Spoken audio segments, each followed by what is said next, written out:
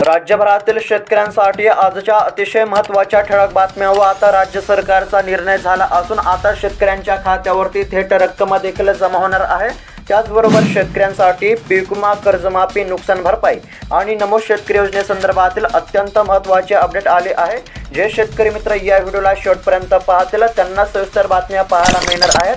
त्यासाठी शेतकरी मित्रांनो या व्हिडिओला नक्की शेवटपर्यंत पहा आणि चॅनलवरती जर नवीन आलेला असाल तर आत्ताच खाली दिलेल्या सबस्क्राइब बटनला क्लिक करून या चॅनलला आत्ताच सबस्क्राइब करून घ्या, जेणेकरून कोणते अतिशय महत्त्वाचे अपडेट आले की सर्वात अगोदर तुम्हाला या चॅनलवरती पाहायला मिळेल। तर चला पाहूयात आजच्या अतिशय महत्त्वाच्या ठळक बातम्या। पहिलीच अतिशय महत्त्वाची बातमी, अतिवृष्टी नुकसान भरपाई वाटप सुरू, लवकर करा हे काम, शेतकऱ्यांना आव्हान। सध्या जर पाहायला गेलं तर शेतकऱ्यांसाठी मोठी बातमी आहे। आता राज्यातील शेतकऱ्यांच्या खात्यावरती अतिवृष्टीची नुकसान भरपाई ही जमा होण्यास सुरुवात झाली असून सध्या शेतकऱ्यांना केवायसी करण्याचे आव्हान केले जात आहे।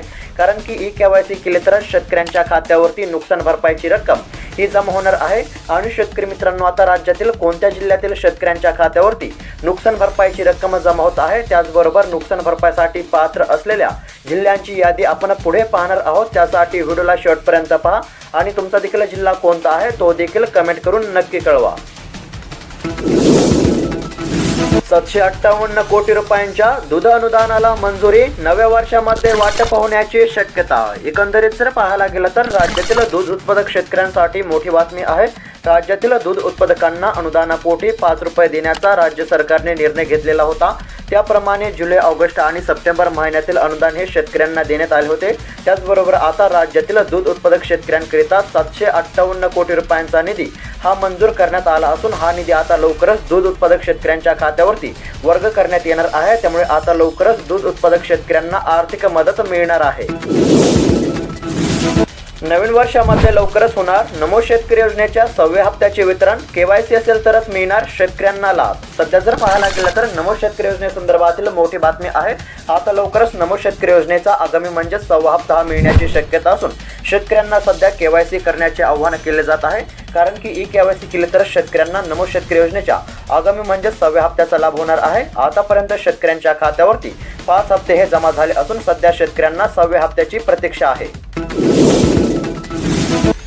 नवीन तुरीला बाजारामध्ये 7,000 ते 7,300 रुपयापर्यंत दर। सध्या जर पाहायला गेलं तर कापूस, सोयाबीन नंतर आता तुरीच्या दरामध्ये घसरण झाली आहे।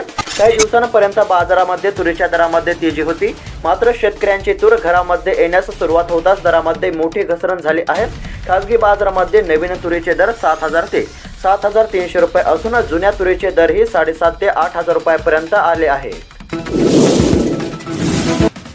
मोठी बातमी, छत्रपती संभाजीनगर जिल्ह्यातील 2,62,741 शेतकऱ्यांना 240 कोटी 47 लाख रुपये नुकसान भरपाईचा निधी आतापर्यंत मंजूर, शेतकऱ्यांना दिलासा।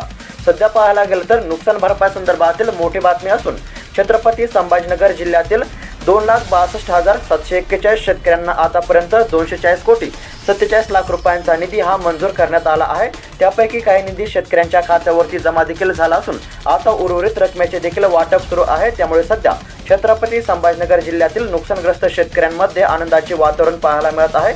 आणि शेतकरी मित्रांनो, नुकसान भरपाईसाठी पात्र असलेल्या पुढच्या जिल्ह्यांची यादी देखील आपण पाहणार आहोत। त्यासाठी व्हिडिओला शेवटपर्यंत पहा आणि तुमचा देखील जिल्हा कोणता आहे तो देखील कमेंट करून नक्की कळवा।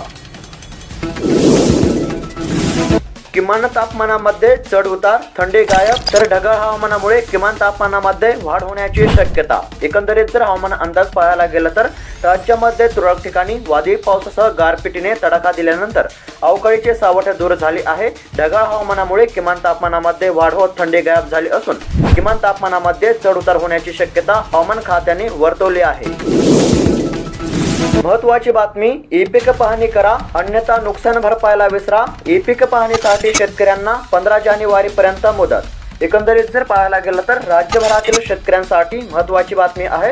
राज्यामध्ये 1 डिसेंबर पासून ई पीक पाहणी करण्यास सुरुवात झाली असून शेतकऱ्यांना ई पीक पाहणी करण्याकरिता अंतिम मुदत 15 जानेवारीपर्यंत आहे। त्यामुळे सध्या शेतकऱ्यांना ई पीक पाहणी करून घेण्याचे आवाहन केले जात आहे। कारण की ई पीक पाहणी केली तर शेतकऱ्यांना आगामी काळामध्ये नुकसान भरपाई आणि पीक विम्याचा लाभ होणार आहे। त्यामुळे सध्या शेतकऱ्यांनी तात्काळ ई पीक पाहणी करून घ्यावी।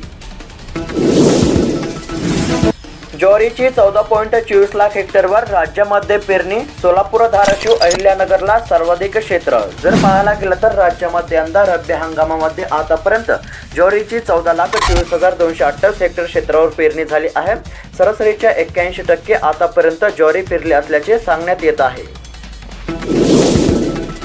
खते लिंकिंग खपून घेणार नाही. कृषी मंत्री ॲक्शन मोडवर. कृषीच्या यंत्रणेला सूचना. एकंदरीत जर पाहायला गेलं तर बोगस कृषी निविष्ठा निर्मिती करणाऱ्या कंपन्यांवर फौजदारी गुन्हे दाखल करावेत. वेळ पडली तर माल सील करावा असे आदेश दिले आहेत. त्याचबरोबर खतांच्या मागणीबाबत कंपन्यांनी लिंकिंग करू नये. शेतकऱ्यांना 260 रुपयाची युरिया गोणी घेतल्यावर 500 रुपयांची इतर खते घेण्याची सक्ती केली जाते.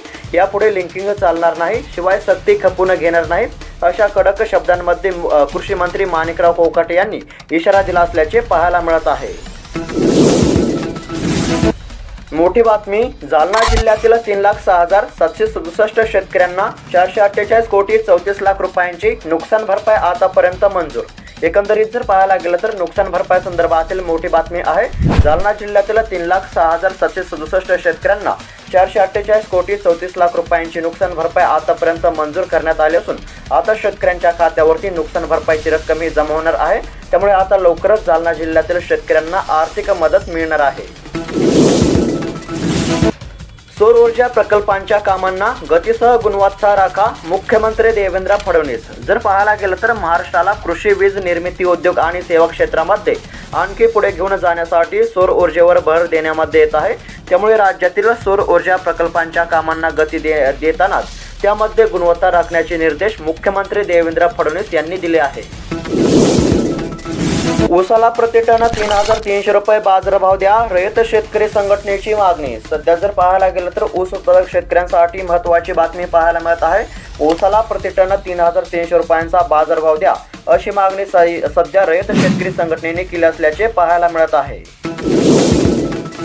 सोयाबीनच्या दरामध्ये किंचित सुधारणा. शेतकऱ्यांच्या आशा पल्लवीत. सध्या जर पाहायला गेलं तर आता अनेक बाजार समित्यांमध्ये मागील काही दिवसांपासून सोयाबीनचे दर हे सतत घसरत होते.